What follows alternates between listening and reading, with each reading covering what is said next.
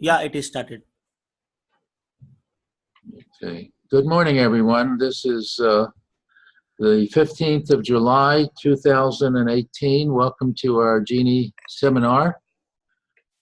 We remind everyone that this is being recorded. We hope that this is part of a movement that will start Genie seminars around the world in the future, and that people may come to this as a model to get an idea what a Genie seminar is like. And in addition to whatever guidelines we have available in a new website called genieseminar.org, which you all might like to go to, by the way. There are several essays that explain why the Genie seminar is important and the history of how they were developed. And it also has a one-page little summary of what the guidelines are for for participating in the Genie seminar. So that might be of some interest. Today we said we're going to continue with the 7+2 formula, 7 simple word switches that elevate our way of thinking from our animal brain, which is sort of a mechanical-like part of our brain that's been around for over 1 billion years and tells us what to do. I like to think of it now as a museum of all the things that worked over the last 1 billion years. You know, through evolution, we know that so much, we have more species that are extinct than that have survived, and we're here, we've survived. And one of the reasons we've survived is we have a collection of patterns, a collection of behaviors that we all inherit, that are part of our animal brain. And the animal brain protects us. It's been there. It's a museum of all the things that have worked.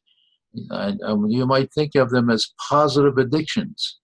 They've stood the trial of time, and they tell us what to do. They tell us how to reproduce, for example. We don't have to have much education in how to make more people. Most people know that. We know how to cry, we know how to breathe, we have all sorts of things that are positive addictions that we have, and they're all part of that museum. And then we have this newer brain, the newer brain which enables us to be creative, the part of it that uses imagination. And it's that part of us that's really only about 2 million years old. It's sort of an infant, and it is first sort of a servant to our animal brain, but it is the source of our creativity. So the idea of this 7+2 word creation, the 7 words elevate. They're very powerful words that direct our intentions from our animal brain to our human brain. Think of it that way, if you like. And each of these words serves a very special purpose. So we've gone through the first 3 words, I think I can, which is the source of power. It's our use of imagination to be creative. Then we had the word I allow, which says we're going to be responsible for ourselves, because our animal brain tends to be more primitive and tends to be blaming others. And if we say I allow and take responsibility, what if we can get rid of all that blaming? Then the third word we had was I could. If you remember the purpose of I could, it invites our brain to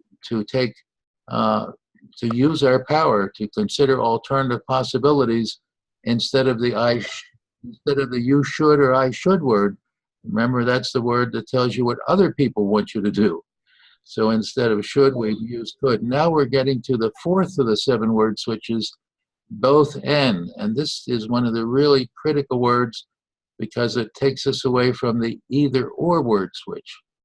Either or divides our world into us and them, good, bad, right, or wrong. So it's the reason we have wars. It's the reason why we're divided in many ways. We have separate political parties. When you go to court, you have to say you're guilty or innocent.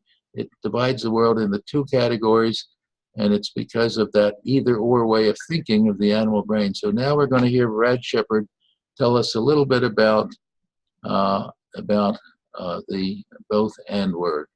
So I'm going to see if I can figure out how to do this now, which is always a challenge. So we want to share the screen. I think that's the next step.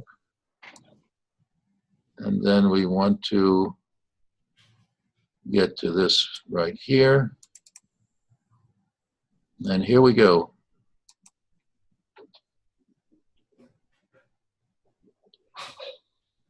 Welcome back to Module 2 of the Educational Community Curriculum on Making Our Life Wonderful.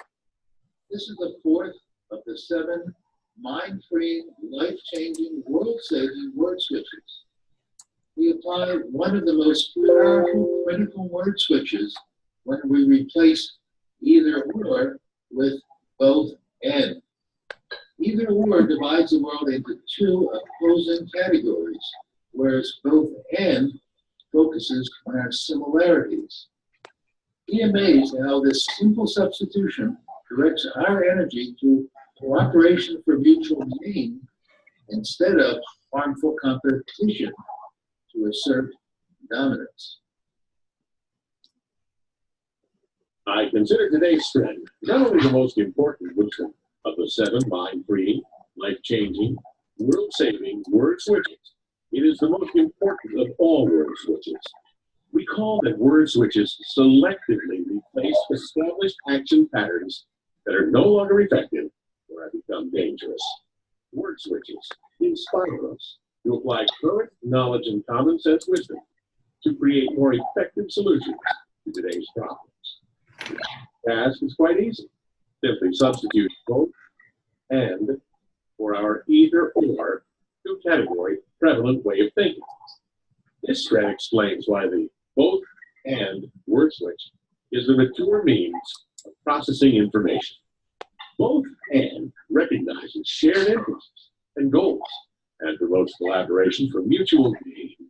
It replaces the either or thinking characteristic of immaturity that limits our perception to 2 opposing extremes. Would whoever is not on mute, would you please put yourself on mute? We're getting some background noise. If you're not speaking, if you put your mute sign, then we'll not get this background noise. Sorry for the interruption. Either or thinking is prejudice and harmful confrontation. Both and works together with the I could and I allow word switches we require to assume responsibility for our own destiny. All individuals first learn to process data into 2 either or categories we call dichotomous thinking. Neither we nor our nurturers have a choice because during our prolonged immaturity, we lack the knowledge and common sense wisdom to survive. We require decades to attain sufficient physical and mental maturity, sophisticated use of language, self-worth, and the wisdom required to free ourselves from our first masters, instinct, and tradition. Others label the creative forces that first control us nature and nurture, or fate and circumstance. Instinct includes the survival of the fittest and fight-or-flight trial and error behaviors that were adaptive to the demands of the savage environments our early ancestors faced. Instinct is hardwired into our biology at birth. Tradition also consists of the behaviors that worked for our ancestors, but unlike instinct, we are hardwired with tradition after birth. Through repetition, our nurturers' ways become habit. Habit, passed forward from generation to generation, becomes tradition. Instinct and tradition hardwire our thinking pathways before we are sufficiently mature to resist, before we can assume personal direction of our life's experience. Our freedom organ is not fully physically mature until about the age of 18, until we become competent in common sense interpretations. The way we think remains dominated by 2-category either or thinking. Limited in common sense wisdom, for most of our first decades, we are served to instinct and tradition. We require protection and direction to progress to the stage of maturity when we can become our own person, what we call self-mastery. Instinct and tradition consist of the rules of living that have allowed us to remain among the 2 to 3% of species that have not become extinct. We benefit from the trial and error successes and mistakes of our ancestors. Those who survive gladly pass forward for our benefit the actions that have proven successful. The action pathways hardwired by instinct and tradition provide quick, relatively effortless, automatic proven responses to danger. They are the mindless behavior that direct us to survive established dangers. These hardwired action pathways are powerful because they are programmed with emotion. Let's keep in mind the fatal shortcoming of the action patterns we passively acquire from the first masters of our thinking. Instinct and tradition direct us to effectively manage yesterday's issues using yesterday's level of knowledge. But yesterday's solutions may no longer work for today's problems. Our work in progress is to selectively replace action patterns that no longer work or have become dangerous with common sense solutions using today's knowledge and wisdom. Humankind differs from all other earth creatures by the degree to which we make ourselves powerful creators of our own destiny. Our sophisticated freedom organ creates language, mentally manipulates symbols, imagines original phenomenon, and applies willpower to change the world we all share. While our creative power provides us multiple benefits, misdirected knowledge adds new problems, such as weapons with ultimate destructive power, global warming, pollution, and overpopulation. Let's consider the proliferation of weapons of mass destruction to multiple tribes who already declare their intent to use them. This is our most imminent threat to our loved ones and humanity. Either-or thinking divides the world's tribes into opposing forces, each with a mission to dominate the non-members who also have or will soon have the power of ultimate destructive weapons. Instinct survival of the fittest, and fight or flight perspective and tradition's repeated use of force, intimidation, and war are more likely to result in destruction of the fittest instead of survival of the fittest. When we put the test of common sense to the hardwired solutions, instinct, and tradition apply to new problems, we recognize their transparent foolishness. Einstein told us the one most certain way to prevent catastrophe, the unleashed power of the atom, has changed everything except our modes of thinking. A new type of thinking is essential if mankind is to survive and move to higher levels. The newer way of thinking, unlike instinct and tradition, requires actively teaching ourselves to apply universal common sense wisdom to new knowledge to solve new problems. The first and most important step is substituting mature both and processing of information for our established either-or thinking. Our work in progress is to make common sense thinking common. The either-or manner of thinking we all first learn and habitually maintain biases our interpretation of data. It limits us to two conflicting categories, either good or evil, us or them, safe or dangerous, right or wrong, okay or not okay, win or lose, on and on. If my way, my family, my team, my values, my religion, and my flag are good, right, and just, then what is not me or not us is bad, wrong, evil, lacks respect, and may be deserving of harm. Until we change our either-or way of thinking, this root cause of bigotry, prejudice, hatred, destructive aggression, and war will persist. Tribes will continue to seek or dominate other tribes. A tribe may consist of any political, religious, ethnic, or geographic group joined in a common interest. Either-or thinking demands that individuals maintain allegiance to local priorities.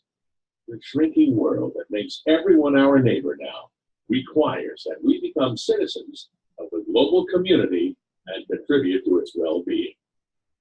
Both and thinking by switching or to and, recognizes the positives and the negatives of each alternative choice, both right and wrong, good and bad, mine and yours, and the shared interests of us and them. Both and thinking focuses on our similarities and the power of collaboration. It promotes tolerance and common sense problem solving. It recognizes values and the pluses and minuses of each alternative. The persistence of the either or way of thinking that we all learned during our immature years creates this dangerous creed that threatens our survival. My tribe's way is right. Any non-subscriber is inferior, is deserving of punishment, even murder, unless they become a member of my tribe. Given the present proliferation of our weapons of ultimate destruction, this outdated belief is leading to our self-annihilation. It threatens our loved ones and all of humanity. Our generation has already created sufficient nuclear destructive power to end humanity 10 times over, has put this power on 24/7 ready, release status, and has installed triggers that allow the word of one person or a mechanical error to release its fury by a single act. On an individual rather than a tribal basis, immature either-or thinking leads to the conclusion, my needs are important, others are not. Our innate drive for dominance and physical power is modified in contemporary society through insatiable pursuit of the symbols of power and dominance. These include money, status, immortality, and rightness. Whereas animals are satisfied with enough, humankind creates the symbol for infinity to expand need to greed. No matter how much wealth some individuals achieve, enough is not enough. Emotion overrules common sense intelligence, as we observe Mr. Madoff and his many equivalents who enrich themselves without regard for the consequences to others. Either or thinking characteristically emphasizes differences. It effectively filters out similarities. It assigns all good to one side and all bad to anything not our side. Our history is defined by its destructive aggression fought for good against evil. During war, our side is all deserving, while not our side is evil, demonized, subhuman, and therefore okay to treat without regard. If you're not with us, you are against us. A superior being or ideology is often depicted by all parties as favoring our side. Religions engage in harmful conflict on the basis of either or thinking. The areas of agreement are huge, and areas of disagreement are so limited. Either or thinking supports harmful ongoing confrontation, even within the same religion. For ideologies such as a democracy, socialism, and communism. For example, we now witness Democrats and Republicans automatically opposed, irrespective of the merits of any issue. The ubiquitous conflict we see among tribes of every sort is easily explained as the outcome of remaining stuck in either-or dichotomous thinking. The most certain way to elevate ourselves, to become humane individuals, is to unite, to popularize a newer way of thinking.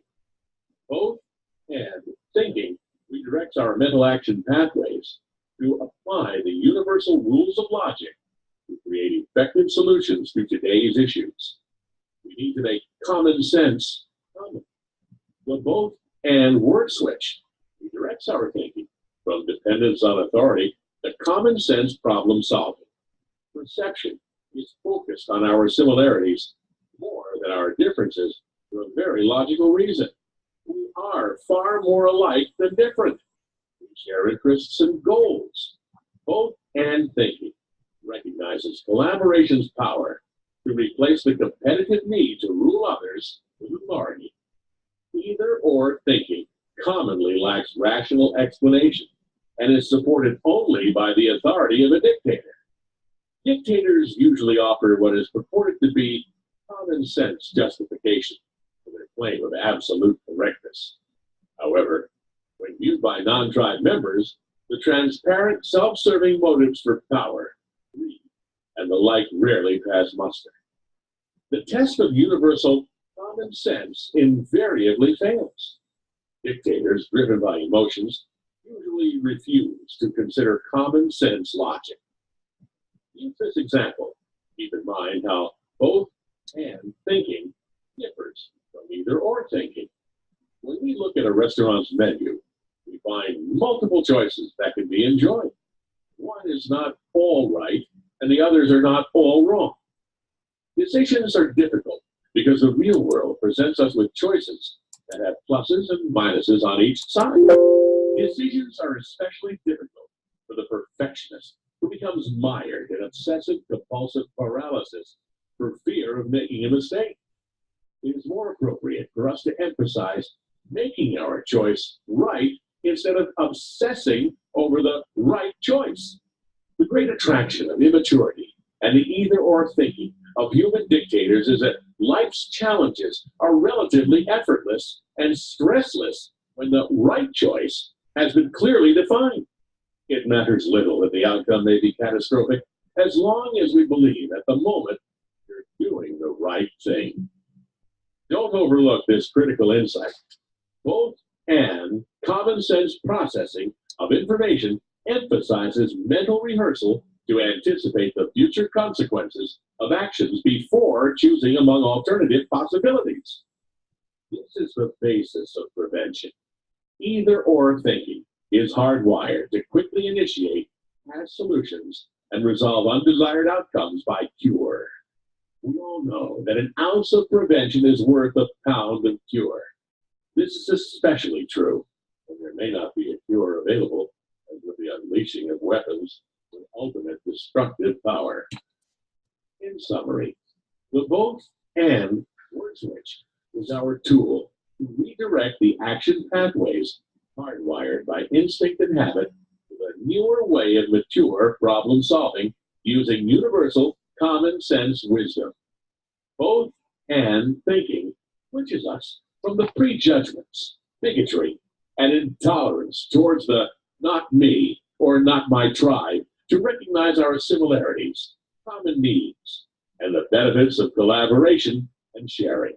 It emancipates us from childhood dependency and empowers us to assume responsibility for who we are and what we become. As we proliferate weapons with ultimate destructive power that offer no second chance, the tick, tick, ticking of the doomsday clock gets louder. The more we substitute both and for either or thinking, the slower the ticking. Working together, we can stop and reverse the clock. The alternatives are far less inviting.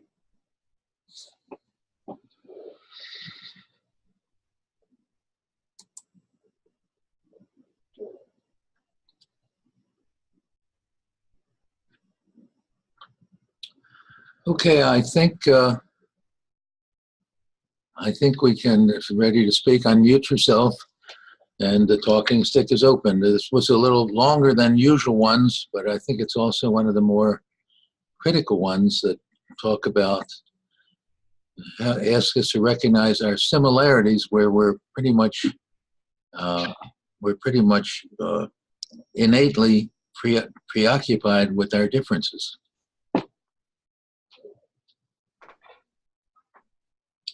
Unmute yourself, Marilyn, if you're going to try to speak.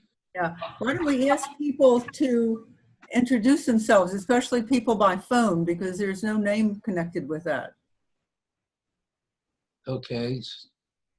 Why don't we just go around and just say that we're on the line? And the other thing is when you speak, you might just say who you are, because people on the phone may not recognize that. So why don't you just say, this is me, or say this is Nan, or whoever, and that others who are on the phone will be aware. Okay, well, I'm Marilyn Pett, and I'm on video.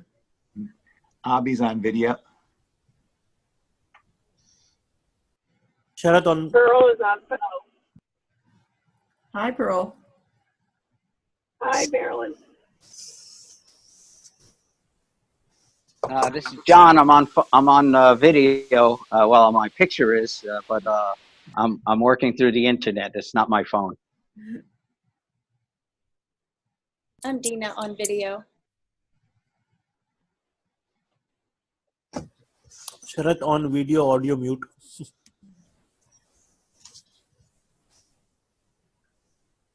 Just when you speak, just say just mention who you are, then that'll make it easy. Okay, is that everybody? Kate? Well, Kate would like to pick up the talking feather to say, but there is a new tribe that has arrived that is going to take us beyond these national pride issues that have got us into some of these conflicting areas. And and we bring this toolbox full of wonderful ideas and sessions on how to get there. And we bring Brad, the voice of peace, and I'm on video from South Dakota.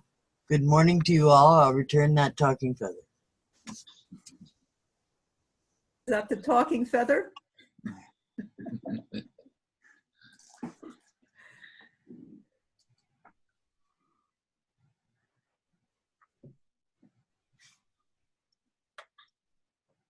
I think that's everybody, isn't it? Yep, I think that's it, everybody.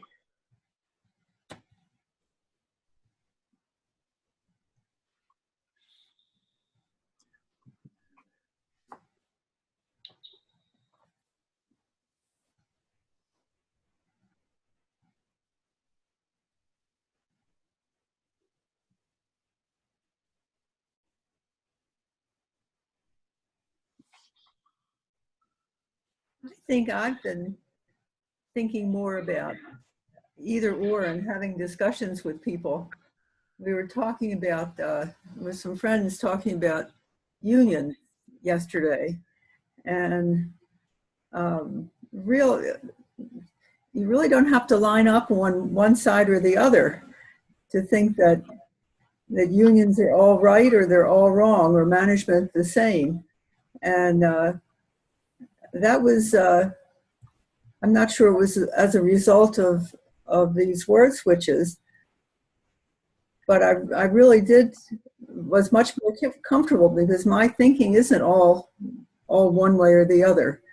There are benefits to both sides and there are drawbacks to both sides. And so you really don't have to take a polarized position. So that was a bit of a aha moment to me, because I realized in the past I tended to be one way or the other. I think everybody does, feels sort of does that, on autopilot, Marilyn, right?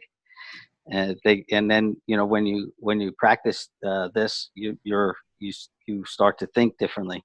I had an interesting. I took a class online through IBM on NPS, which stands for Net Promoter Score, and the psychology behind raising your Net Promoter Score. Net Promoter Score is used in many corporations in order to. The theory behind it is the better user experience will promote people to be promoters for your brand, for your product. And detractors, people who say, are lower in the score because you're not providing the experience or meeting their expectations, will be detractors. And the Net Promoter Score is simply, take your promoters, subtract your detractors, and that's your Net Promoter Score. And the whole idea is, how do you increase it? So they through this class, they introduced this, I don't know if anybody heard of it, a concept of SCARF. No. And SCARF is all about Don's, animal instinct and threat versus, a flee versus, flight or fight, right, sort of concept, where threats can be social, and threats are really stronger than reward in a lot of ways in the social setting. And SCARF stands for, if you threaten in any way someone's status, someone's certainty, someone's autonomy, someone's relatedness, or fairness, that they will be a detractor, is the sort of theory, and it's sort of the flight. So because if you provide an experience that that threatens their status, I'm better than you, or fairness, that you treated somebody more fair than me, they're going to run away from your area, and it's really a threat is stronger, but obviously reward is better. So the only reason I bring this up is that, you know, when people can move themselves into an and or both kind of thinking, they can start to separate themselves from either and or threat or reward, and have a much more balanced view of whatever situation is presented to themselves. So just like some comments on that, but I found that really interesting when I saw that. Don, I immediately thought of you, and immediately thought about what you're trying to do here, and how it makes so much sense. So let me stop there. I probably used much more than my 2 minutes. That was great, John. Thanks. So you're saying you have to be aware of the other person's sensitivities. Yes. Yes, exactly. What are the other person's sensitivities, and realizing that, as you present your case, or, in a corporation or in any interaction, how you interact with that person will change their perception of, is this person a threat, or is this person not a threat, and see them as a more of a reward. So, and the feeling is, threat is stronger, is a stronger feeling. And in the social setting, it could be just as what this SCARF thing says is that in the social setting, that threat can be just as strong as if it were a physical threat. The social threat can be as much as if it was a physical threat. And that threat is stronger, and but reward is better, obviously, as an approach. So let me stop there again. I'm thinking, this is odd. I'm thinking of as I understand the Net Promoter Score, it's asymmetrical in that, you sort of measure the number of people who think you're doing a good thing, and you measure the number of people who think you're doing a bad thing. And, if you add them all up and you have exactly the same number that are good and bad, you end up with 0. And that's right. That idea is it's really not good to be 0. That you really want to be more positive, to sort of be an okay company, you have to have more positive than negative. And that's right. I would love to know what Trump's Net Promoter Score is. Well, that's what we find out when the election rolls around. I guess you're right there.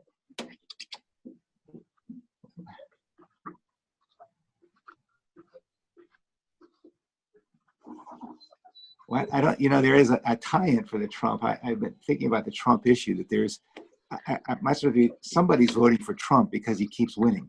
I mean, he won a lot of the popular voter. A lot of people have been voting for him. And, there's that I was thinking of this SCARF idea that, the people who believe in Trump or think there's some validity to him, are sort of cast, they're sort of criticized, and hence don't come forward and don't speak. But there must be somebody out there, because he is winning elections. So I'm not sure this is going to be the net promoter, that there's such fear of talking about it that people are sort of saying, well, he's doing some things that are good, but I don't want to say anything because everybody's going to jump on me, and I don't want to face that, that threat of retaliation. I think you're on a really good point there politically. I think you're on a really good point. I think that I don't want to wax a little politically. I've been thinking about this idea of that, everybody is really critical of Trump, or actually not everybody. The media is extremely critical. This is sort of from an either or both and. That if you listen to the media or most media, it's usually portrayed as, this guy is just tearing families apart, and what a horrible guy this is. Who would possibly want to just tear families apart? Obviously this guy is insane or unbalanced. He's just a monster. But I think there's another part of that argument. The reason that he's doing this is really to address a rather intractable problem, which is immigration, or immigration without any kind of real control. I think there's a lot of people who think that really is a problem. But if I look on, and I think that's the motivation. I don't think the motivation is let's just see how many families we can pull apart and how much misery we can create, which is kind of, if you listen to the news, that's kind of what comes across. There's never very much discussion about why this is being done. And, is this really addressing a problem? It's just, horror, the horror parade, the parade of the horribles. And I'm as I kind of listen to that, I'm kind of thinking there's parts of the population that are saying he really is solving a problem, a problem that nobody's been willing to face up to. But on balance, that just never comes through. So I think, from a media perspective, is that balanced? It probably is not balanced. I mean, I'm hearing one side and one side only. And the side is that this guy's a monster. But there's somebody who believes that there is an issue out there that's not just how to tear families apart, and which never really comes to the surface, at least on the popular media, or what most people listen to. So I don't know, as I weave that together, is that it's an either or way of looking at everything. And, if enough people only hear that piece, it starts to permeate, and there's a sense that, well, that's the popular thinking. But I'm not convinced that really is the popular thinking. I think that's what gets broadcast. That's what gets sent through the media. But I'm not convinced that's really what the population is thinking. And that misconnect between, it's all bad, and that complete miss that there is some reason that this is happening, is one of the reasons that he remains popular, or he remains, not a pariah. And it's that kind of lack of that either or thinking in the media, that is kind of equating to this disconnect where, everybody says they hate him, at least according to media, yet he still seems to have some level of popularity. I think this is a good example of the issue we're talking about, though, how we so easily get caught up in the saying one side is the right side, and if you're on the right side, the other side you dehumanize. And that's why it's not just this situation, it's why the political parties are so separated, why we have wars, because it gets back to our way of thinking. As long as what you bring up here is that there are some positive reasons why we want to have a severe punishment for people who break the law. But there are also some positive reasons why the punishment may not, of separating kids from their parents, is very good either. It's one of those bad situations on either side. And if you look at it as that one is right and the other is wrong, then you begin to have conflict, and then you have war between the two parties. And that's what we want to avoid. We want to get away from this. There's a right and a wrong way, and the good and bad way. There's a problem to be solved. And the idea of all of these things is there a third possibility. Can we use our creative mind to come up with something that everybody walks away feeling we're trying to work out the best solution? Instead, our animal brain and the way we've been thinking keep putting us into these two categories, the good, bad, right, and wrong. That's part of the message, I think, that either or, we don't realize how we're caught up in just seeing one or the other side. And if we're going to develop a newer way of thinking, it's to realize that, when Hitler said that he was Deutsches Ober alles, he was really saying that out of the love for his German tribe. He had, that was an expression of love, but that kind of thinking, either or, it really dehumanized everybody that wasn't in that category. We do the same thing with virtually every time we put the world into two categories. So as long as we keep thinking this way and we don't realize it, we will, whatever the topic, we'll continue to look at our differences. Look at the sexual difference here. Males and females are so much alike. We have the similar brains, we have the similar number of arms, legs, we have similar interests in the world and peace and so on. But we get caught up in our sexual differences, for example. We see what's the small differences in religion. Most religions believe in the golden rule. Virtually every ethical system, religious or not, has the golden rule as its purpose, as its highest level of morality. But the golden rule usually it replies only to their tribe. It says my religion is the right way and yours is wrong. So, but we get so caught up automatically in this way of dividing things into two categories.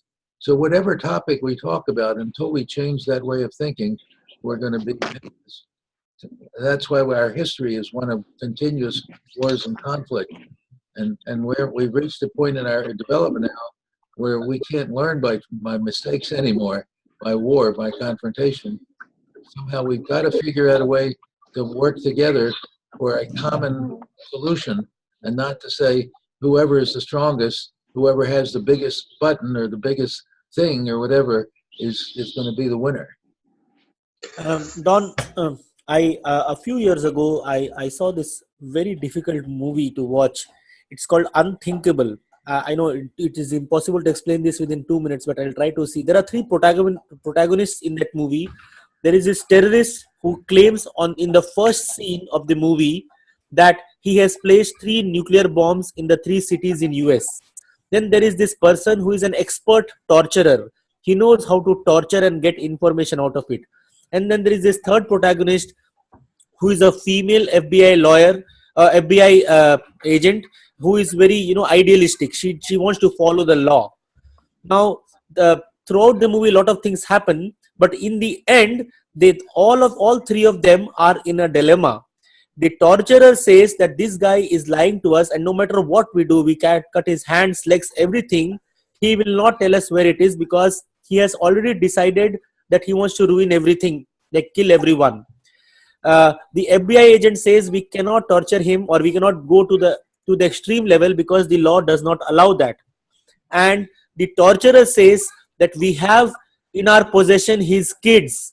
Now you guys have to decide whether you want to save his 2 kids for millions of people who will die, or you want to torture his kids in front of him. So as a father, he becomes so weak that he reveals where the bombs are.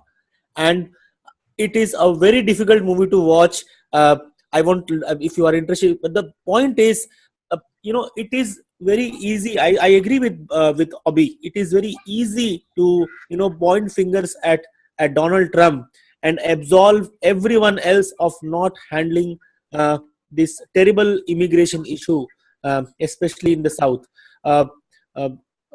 It is very tough to point. It is tough, a tough subject to handle, and I agree with you, Don. It might not be the best possible method, but then when you don't resolve problems, when you don't handle problems head on, at some point of time, this is what happened with Germany as well.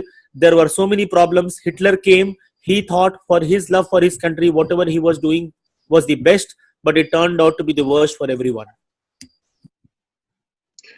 One of the things you mentioned, Ed, which I kind of disagree with, is that it doesn't matter what the problem is, that we'd have to handle the problem differently. We can't slip into either or thinking, and I think that denies a basic human element and a basic element of passion that makes up the species that we are. I think it's easy for us to say, I mean, I think, separating children from their parents is pretty abhorrent, and that really crosses a line. And I think it's okay to say, that's just not right. There's not any negotiation about that. That is just wrong.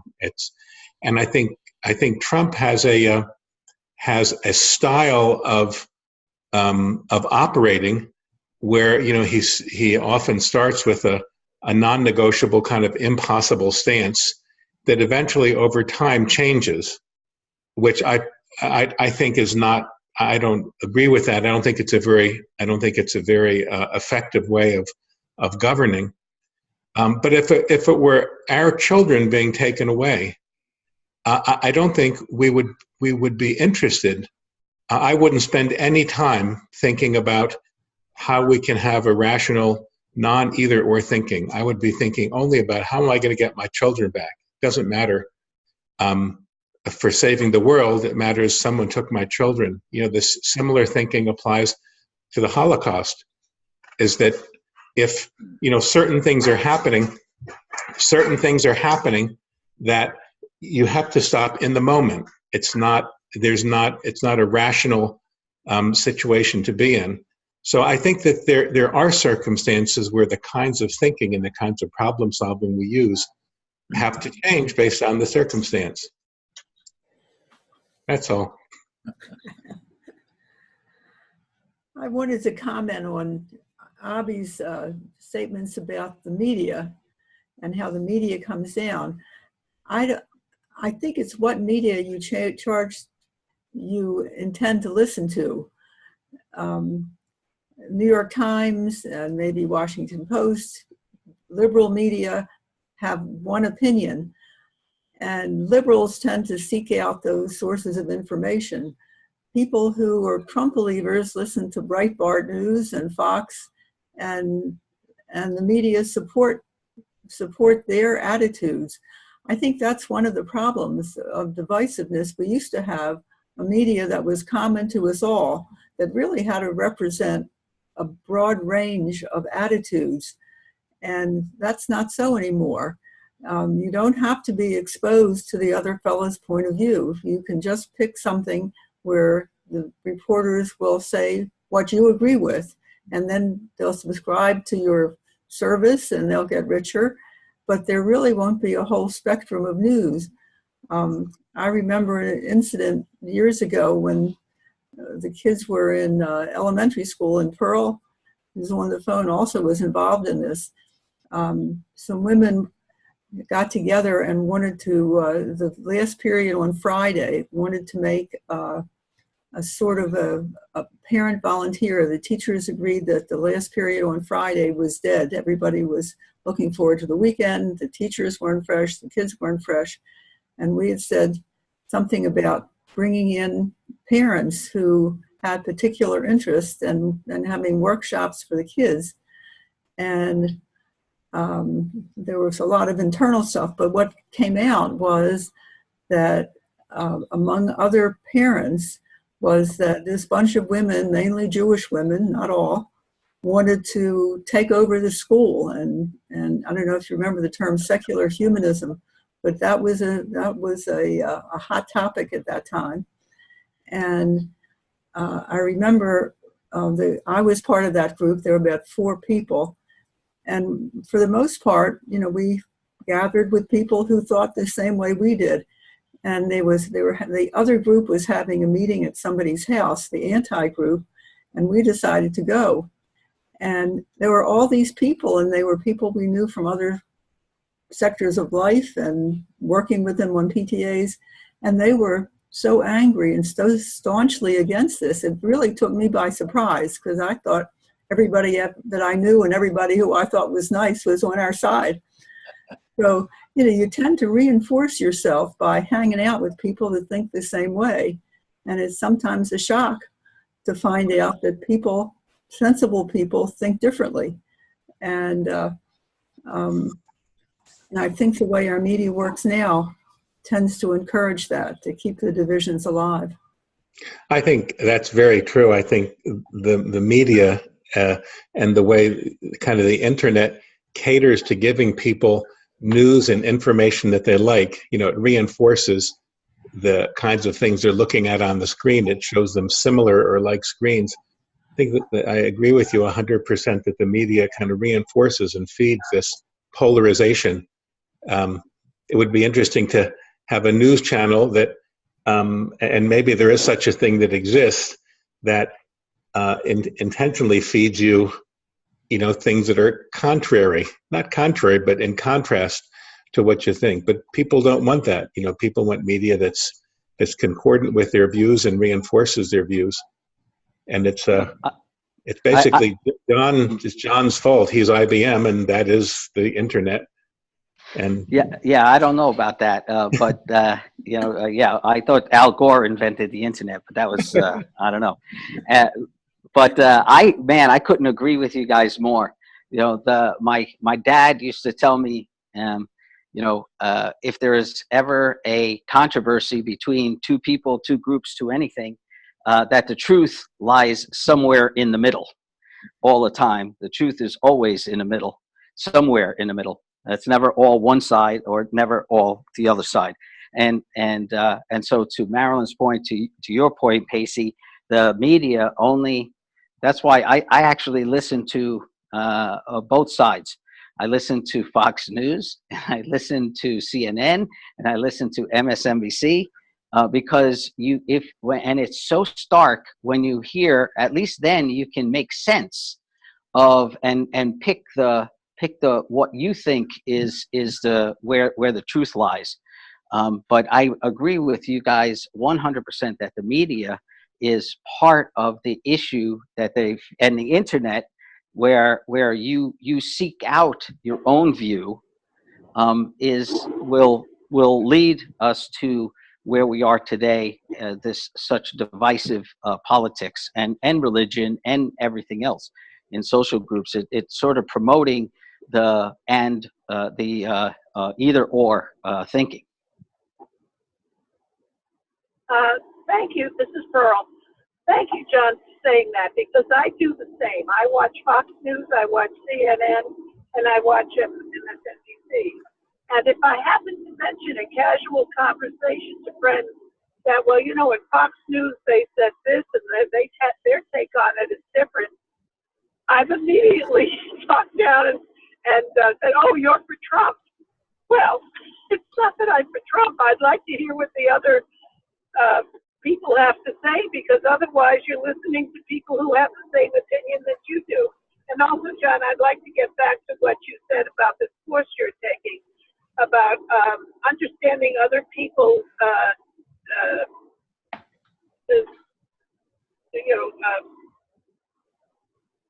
what you said about understanding other people's sensitivities.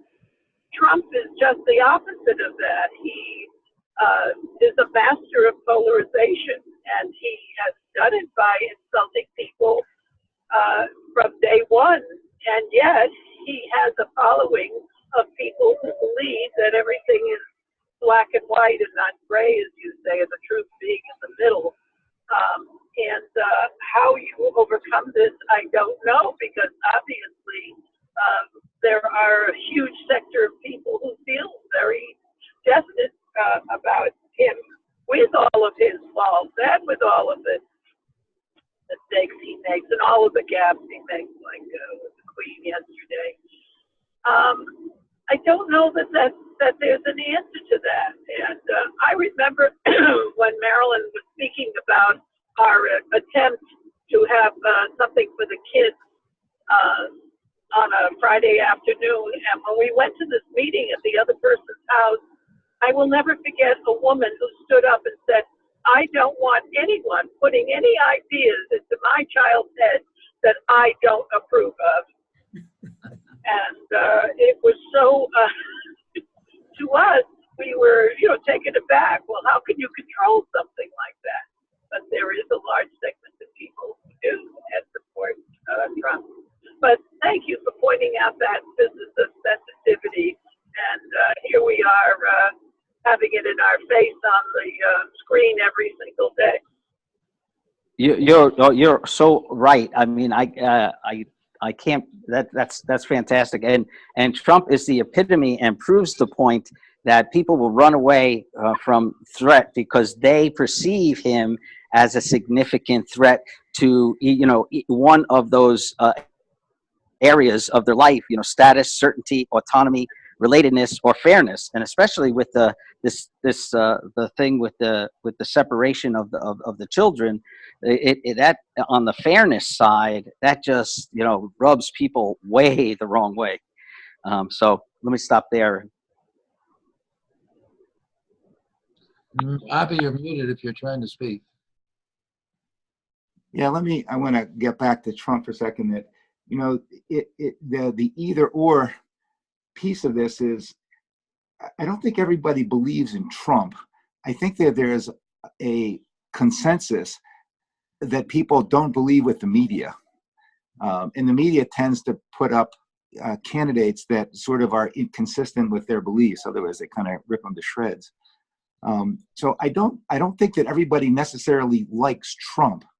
I think that people like an alternative to, what the media is calling mainstream. I think there's a lot of people in disagreement. And Trump offered an opportunity to say, I object to that. And there wasn't a lot of alternatives out there. He was just one extreme. I think if there was other people who populated that spectrum, that they may have done okay as well. And I think that, there is a certain one-sidedness, I think, in the media. And when somebody can come up and kind of offer a distinct opportunity to reject that, a lot of people went for it. And I don't think everybody buys it. It's not that is sort of both and, it's like, hey, we don't particularly like Trump, but we dislike, what's going on so badly. We'll pick anybody who is at least in the constellation represents what we believe. I'm kind of reminded we were in our town. There was a referendum about a park going up. It was near our house, and a lot of people said, well, it's not in my backyard. And my wife put together a referendum, basically, and a huge part of the town came and turned out for it. And the referendum won. And I don't, when I look at it, I'm not sure that everybody was really convinced that they believed in the referendum, but everybody was sick of having the town council members sort of jam their agenda down everybody else's throat and having all the taxpayers pay for it. I think there's almost just this, somebody offered something to counter the prevailing wind that, you'll do what we tell you. And, people really kind of took to that. And I think Trump kind of represents that. I'm not sure that everybody agrees with him, just like I'm not sure everybody agreed with the referendum, but everybody agreed that the status quo was really intolerable, and given an opportunity to object to it, people stepped forward. And I think there's a misalignment in the media. Is sort of reflective. I think a lot of the media is really missing the point when everybody sort of, everybody pats everybody in the back and says, oh, how terrible this is. But, he keeps winning elections, or he keeps his popularity, that somebody, perhaps the media really isn't representing you, is kind of missing it. And I'm not, one other point about the, that the media only says what the people want to hear, or what their audiences want to hear. I think, there's a reason that I can subscribe to the New York Times, because I see it as a legitimate media outlet. I think it is tend to be biased, but, it's more valuable because I don't know anybody else who's less biased. They do at least seem to do some fact checking. They don't just report things to make waves. I don't know. There is some. I'm not sure that the answer is that media has to be. There's some economic pressure to say they have to be one-sided. But I'm not sure that has to be the case. And it is, if somebody comes along and says that there is some sort of balance, that maybe they might have a little traction too. Obi, note this day and time. This is one of those rare occasions when I agree with you 100%.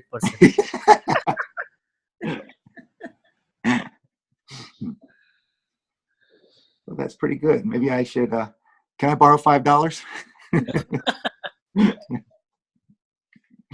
I couldn't hear you. I was just joking. I said, can I borrow $5 since you're in such an agreeable mood? I couldn't hear you. You better change the channel, my friend. He That's already funny. That's really funny. But Abby, I also agree with you 100%. I think that's your insight, because my personal feelings towards Trump is he's a flawed personality, and you don't have to agree with the personality, but some of the things that are coming out or that he's doing has some merit, right? So I agree with you 100% on your view here. Yeah, I think that there is that both and. Well, we have an awful lot of 100% feelings here, which sort of proves the suggestion that we tend to be caught up in either or thinking. It's either 100% or 0%. And I guess... I take it back then. I'm only 72.5%. I agree with you. On here, I will agree with Pacey. So sun rises from the east because the earth rotates from west to east, right? So we have to agree to that in a sense, 100%. There are certain things where you cannot have either or, but most of the things where we tend to have either or can be both and. So when it comes to values, there are many different ways of looking at things. And some time ago, I think when it was mentioned that Josephine, sometimes what seems to be the value depends on the culture. Different cultures may have different levels depending on where we are in our evolution, for example. Now, if you were being attacked by a lion or by a wild animal, there's probably no negotiation at this point. You either have a choice of, you either have an either or situation. You either kill the animal or you're going to be killed. And I think we tend to believe that we're dealing with the world as though there is an emergency all the time. But what's different is that we have the ability to think about things, and we can, instead of engaging in a right or wrong, there might be that alternative. So prevention is where we try to not get ourselves in the situation where we're being attacked by a lion, and that's the only choice. So when we put ourselves in a position where you have to align yourself with either A or B, if the court tells you must say you're either guilty or innocent, the idea is that we've evolved at a point where we've created an either or society and we don't realize it. The issue is, can we prevent these things from getting to the point where we only have two choices, where you have to be for or against, or where you're right or wrong. And yet our discussion here is always seems to keep coming back. We're so blind to the idea how we are caught up in this either or way of thinking that to look at that prevention it takes a little different way of looking at it. A while back, John, you showed us a picture of your dog sitting on a sofa behind you, on a chair behind you, and how they were slugging along, and they're friends of the family. But remember, those dogs were wolves in the history, in evolution. Somehow we found a way to take those wolves who had to travel in packs and identify with their own tribe. If the wolf tried to get into the lion pack or get into some other group, he'd be in difficult shape. If the red ants crossed over to the black ants area, they would be pretty much demolished very quickly. And we've done something over a period of time with wolves because of some kind of education that we've had. We've taught people to be different. The question here is, can we teach ourselves to be different than we are innately designed? We are designed to be either or thinkers. That's the point I think Einstein is making. The way we are all thinking, and we don't realize it. We still get caught up in that 100%, 0%, who's right, who's wrong. And so I'm really asking us to point the finger at ourselves. And it's very difficult. It's easy again to look at the others. It's the other person who, but so the fact is, and I think Pacey in a previous meeting brought up, what if we were on an island where 97 of the 100 people are alcoholic, or if 93 of the people are alcoholics and only 7 are sober? So what's the culture then? Should everybody become alcoholics? And, one of the things we learn is those 7 people, if they work together, people working together can be a lot more potent than 93 people who are totally dis, dis, uh, dis, uh, disenchanted or not very functional together. But 7 people, a few leaders, can change the whole world. I mean, that was Margaret Mead's point of view. It only takes a few committed citizens who need it to change the whole world. That's the way every religion began. That's the way, that's the way Alcoholics Anonymous and Amway and most big groups began. Unless we begin to change that, so that's my rejoinder, I guess, to this question about yes, if you're being attacked by a lion, you don't have a choice. But one time I also raised, what if you're up to your neck in shit and someone vomits? What is your choice? It's not a very good choice, is it? The answer would really be, I think, if we think about it, don't get yourself in the position where both choices are so terrible. And I think the point that many people are saying, when we get ourselves in a position where the choice is, do we make more bombs and have MAD as our way of dealing with things, mutual assured destruction? And so the choice is either we attack the people or we surrender. It's got to be, win or lose. So it's got to be war. And what Einstein is telling us, if we do it the old way we've been doing it, it's a lose-lose situation. We're no longer in a win-lose situation. We've got to change the way we're thinking. It's not a matter who's right or who's wrong.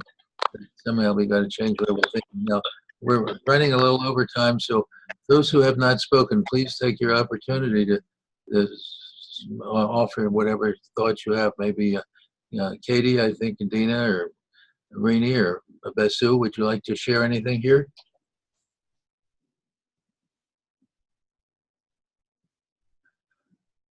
Or to just say I pass if you have nothing to say. Kate in South Dakota will pick up the feather a minute just to say that it's another thing we need to be aware of is that whatever side is out there, you can always substantiate that. There's always a way, there's enough documentation that you can, prove that side is right. And I guess, I just think we need to be so aware of that, and that some of us watch Free Speech and Russia Today. And don't turn on MSN and CNN too much anymore. Used to a lot. Those are my thoughts right now. Yeah, back to Pacey's point that you brought up, Don, on the 93 drunks and the 7 non-drunks. I think that place would be a pretty happy place, to be. It'd be a pretty fun place to be. Not in the morning, it wouldn't be. Absolutely. Of course, I'm just joking. Well, I think regarding that and what Mom had said earlier, it relates to what you mentioned about wolves and John's dogs. Mom was, one of an enlightened few who went and talked to the bigger crowd, and the bigger crowd said, we're not interested. And that died on the vine. So it's not always that what appears to us as the enlightened crowd is successful. I think it's usually the exception. I do think that over time, some of those thoughts have changed.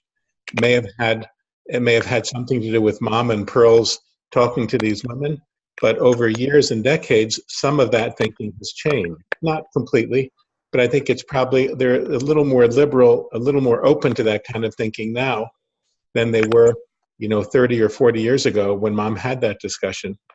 So I think there's an element of time that we have to satisfy ourselves with, that I think Mom's effort was well-founded, and maybe that small drop in the pool made a difference. We'll never know.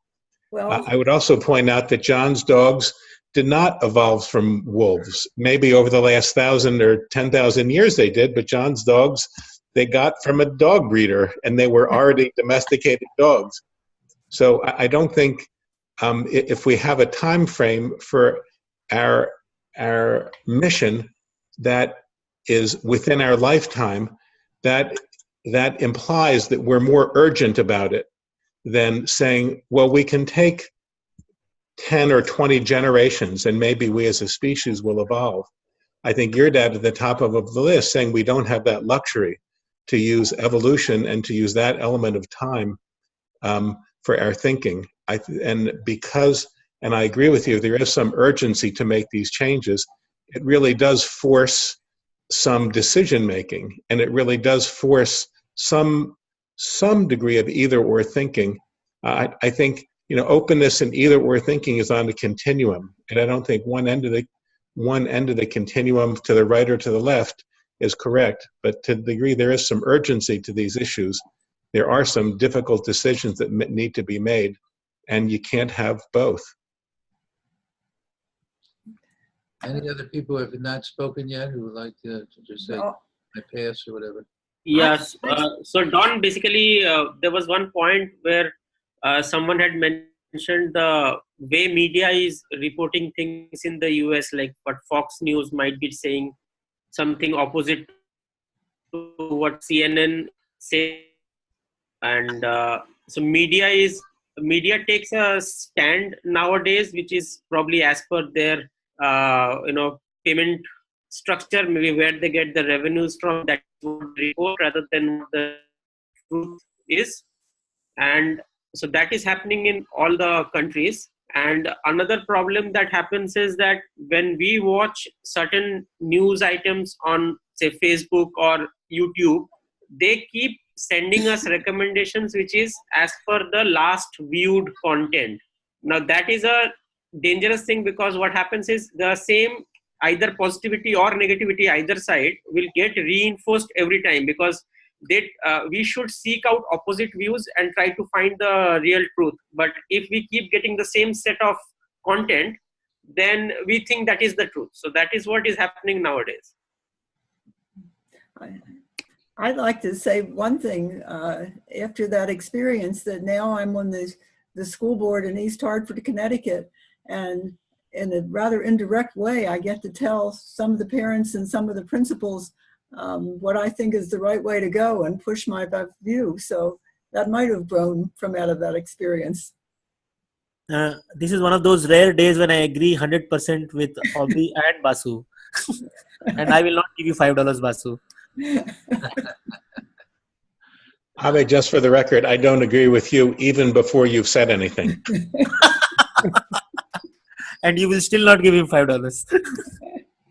Any other last comments by people who have not spoken? Okay, if not, that I will just close. Take the prerogative of being the moderator, of having the last comment. That yes, most of the world is pessimistic, and most of the people, have the idea that we've already gone too far. Nature controls all, and there's no hope that we can change ourselves. So just enjoy yourselves now. Pour more bottles of whiskey, and have a good time right now. Short-term gain at the cost of long-term gain. To hell with tomorrow. We'll just enjoy today. And I think that's what Einstein was telling us, that the way that we think, or that we're addicted to, we don't realize it, is just that. We've come to a pessimistic point of view, and we can just say, give up. And most people say it's already too late to do anything about the bomb. And that's why that's why the only solution we've really come up with so far is mad. Just the more weapons we can create.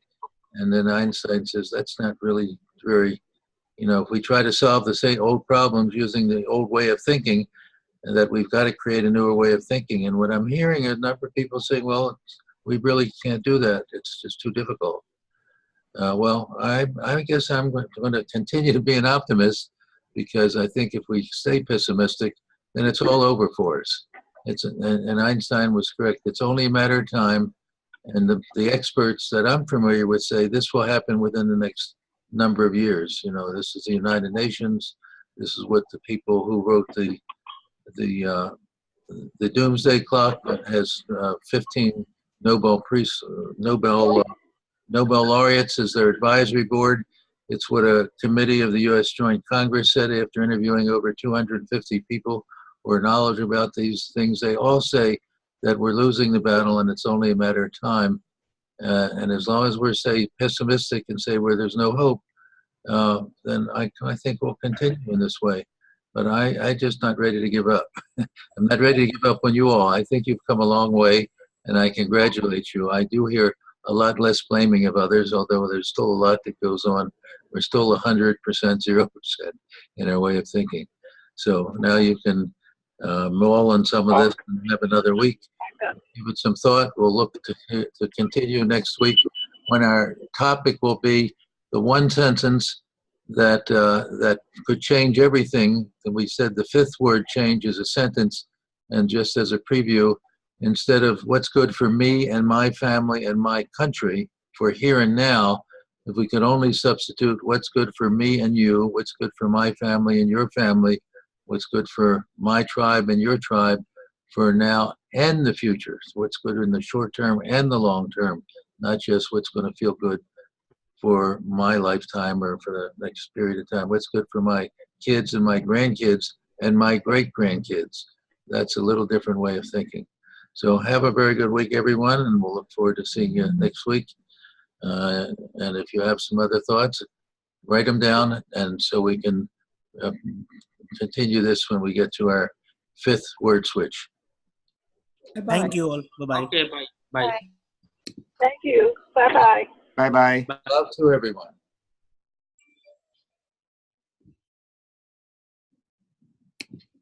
And